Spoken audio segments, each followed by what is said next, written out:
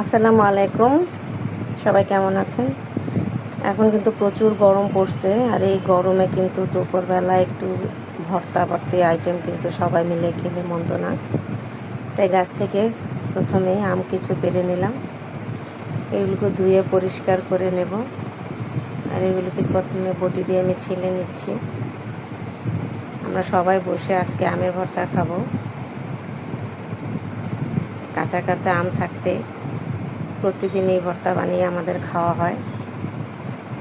আমগুলোকে প্রথমে ছিলে পরিষ্কার করে আমি কুচি করে নেব। গ্রেটার দিয়েও কুচি করা যায়, তবে ওটা একবারে মিহি মিহি ভর্তা ভর্তা হয়ে যায়, তাই আমি এগুলোকে আজকে হাতে কুচিয়ে নিচ্ছি। আর সবগুলো আম কুচোনো হয়ে গেলে সবাই আমরা বসে আছি কখন এটা রেডি হয়ে যাবে আর কখন আমরা খাবো। আর এতে আমি বেশি কিছু দেব না আজকে আমার ভর্তাগুলোর মধ্যে। প্রথমে আমি দিয়ে দিলাম সাদা লবণ আর কিছু বিট লবণ, এরপরে দিয়ে দিব চিনি। আসলে টক মিষ্টির ফ্লেভার কিন্তু ঝাল ঝাল তিনোটা একসাথে থাকলে ভর্তা খুব মজাদার হয়ে যায়।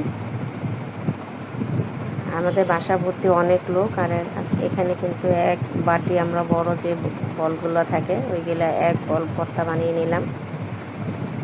আর দিয়ে দিলাম এখানে সামান্য মরিচের গুঁড়া। আপনারা চাইলে এখানে কাঁচা মরিচ কুচি দিতে পারেন, আবার টালা মরিচও দিতে পারেন।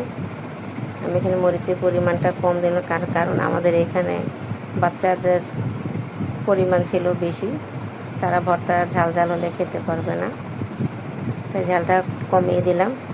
আর এদিকে এখন হচ্ছে মাখামাখি, এগুলোকে মেখে একবারে নরম করে নেব। আর ভর্তার চেয়ে মনে হয় ভর্তার নিচে যেই ঝোলটা থাকে খাওয়ার শেষে, সেটার আগ্রহী সবার বেশি, সেটা কে বেশি খাবে।